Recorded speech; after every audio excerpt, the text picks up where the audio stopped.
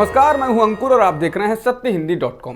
आइए एक नजर डालते हैं अब तक की सुर्खियों पर। ब्रिटेन के सुप्रीम कोर्ट ने भारतीय व्यापारी विजय माल्या की प्रत्यर्पण के खिलाफ दायर याचिका को खारिज कर दिया है। भारत ने विजय माल्या को भगोड़ा घोषित किया हुआ है। ये याचिका खारिज होने के बाद विजय माल्या के पास ब्रिटेन में लगभग सभी तरह के कानूनी विकल्प खत्म हो चुके हैं। अब उन्हें 28 दिनों के अंदर भारत भेजा जा सकता है। ब्रिटेन के गृह मंत्री प्रीति पटेल को इस पर अंतिम फैसला लेना है। भारत के राष्ट्रपति रामनाथ कोविंद ने 1 वर्ष तक अपने वेतन का 30% हिस्सा पीएम केयर्स फंड में दान करने का निर्णय लिया है। राष्ट्रपति भवन की आधिकारिक वेबसाइट पर यह जानकारी दी गई है। इसके अलावा राष्ट्रपति ने निर्देश दिए हैं कि दफ्तर में इस्तेमाल होने वाली चीजों में कटौती की जाएगी। राष्ट्रपति भवन में अब से कागज का प्रयोग कम किया जाएगा। सूचनाएं तकनीकी की मदद से दी जाएंगी। बिजली और तेल की खपत को भी सीमित किया जाएगा। वित्त मंत्री निर्मला सीतारमण ने आज अपनी प्रेस कॉन्फ्रेंस में प्रवासी मजदूरों, रेहड़ी पटरी वाले, विक्रेता, छोटे किसानों और खुद का रोजगार करने वालों के लिए ऐलान किया। इस दौरान उन्होंने कहा, जो प्रवासी मजदूर अपने राज्यों में वापस गए हैं, उनकी मदद करने के लिए 10,000 करोड़ रुपए खर्च किए जा चुके हैं। वापस लौटे 40 से 50% मजदूरों ने मनरेगा में काम करने के लिए नामांकन कराया है, जो पिछले साल मई महीने के मुकाबले काफी ज्यादा है। मजदूरी की दिहाड़ी 182 रुपए प्रतिदिन से बढ़ाकर 202 रुपए प्रतिदिन कर दी गई है।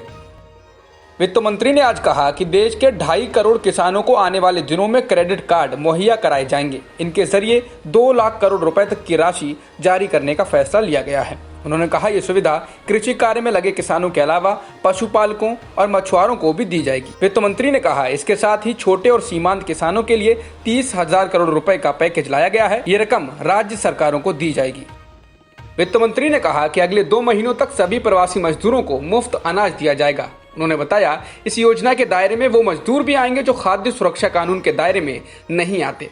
इस योजना का फायदा उन मजदूरों को भी मिलेगा जिनके पास राशन कार्ड नहीं है। उन्होंने कहा, ऐसे 8 करोड़ प्रवासी मजदूरों के लिए 3500 करोड़ रुपए का प्रावधान किया गया है। अगले 2 महीनों तक हर प्रवासी मजदूर परिवार को 5-5 किलो गेहूं या चावल और 1 किलो चना मिलेगा।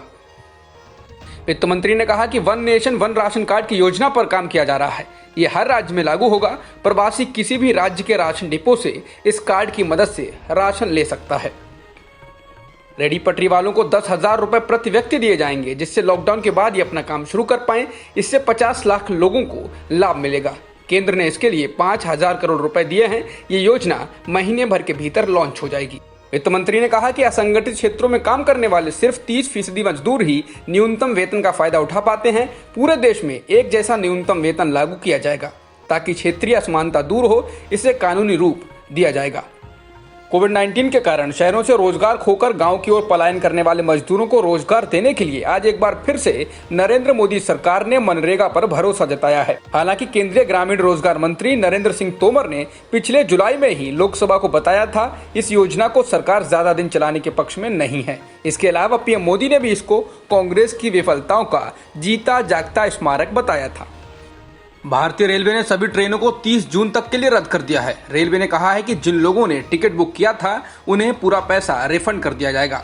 इन ट्रेनों के लिए टिकट लॉकडाउन के दौरान तब बुक कराए गए थे जब रेलवे ने जून तक के लिए बुकिंग खोल दी थी, लेकिन श्रमिक स्पेशल ट्रेन और 12 मई से चलाई गई स्पेशल ट्रेन चलती रहेंगी। मीडिया रिपोर्ट्स के अनुसार भारत में कोरोना के मामले बढ़कर 78,810 हो गए हैं, जबकि मरने वालों का आंकड़ा 2564 हो गया है। हालांकि स्वास्थ्य मंत्रालय द्वारा दोपहर को जारी आंकड़ों के मुताबिक भारत में कुल संक्रमितों की संख्या 78,003 है, जबकि मरने वालों की संख्या 2549 है।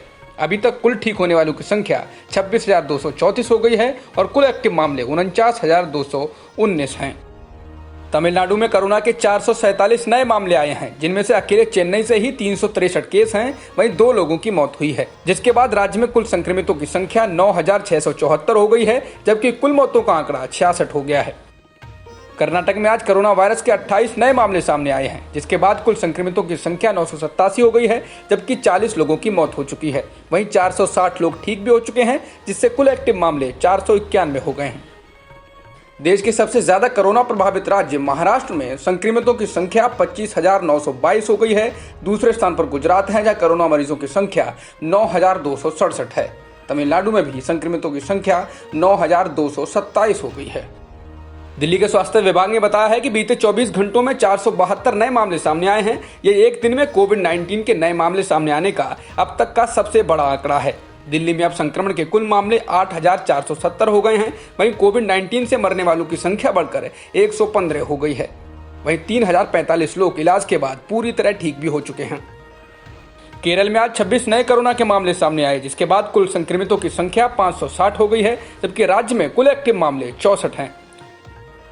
महाराष्ट्र के मुख्यमंत्री उद्धव ठाकरे गुरुवार को राज्य विधान परिषद के लिए निर्विरोध चुन लिए गए। इसके साथ ही उद्धव ठाकरे की मुश्किलें भी खत्म हो चुकी हैं। उम्मीद जताई जा रही है कि उद्धव ठाकरे मंगलवार या बुधवार को एमएलसी पद की शपथ लेंगे। उधर उद्धव ठाकरे के अलावा 8 अन्य उम्मीदवारों को भी राज्य विधान परिषद के लिए घोषित किया गया है। दुनिया भर में कोरोना वायरस से करीब 3 लाख मौतें हो चुकी हैं। जॉन हॉपकिंस यूनिवर्सिटी के अनुसार दुनिया भर में कुल 2,98,000 से ज्यादा लोगों की मौत हुई है, जबकि संक्रमितों की संख्या 43,79,000 से अधिक है। अमेरिका में कुल संक्रमितों की संख्या 13,90,000 से ज्यादा हो गई है, जबकि मरने वालों का आंकड़ा 84,119 हो गया है। वहीं रूस में कुल संक्रमित 2,42,000 हो गए हैं और मृतकों की संख्या 2,212 हो चुकी है। ब्रिटेन में संक्रमितों की संख्या 2,30,000 से ज्यादा हो गई है और मृतकों की संख्या 33,000 से ज्यादा है। स्पेन में भी संक्रमितों की संख्या 2,28,000 से ज्यादा हो गई है और मृतकों की संख्या 27,104 है। इसके अलावा इटली में भी कुल संक्रमित 2,22,000 हो चुके हैं और मरने वालों का आंकड़ा 31,000 से अधिक है। अब तक की खबरों में इतना ही।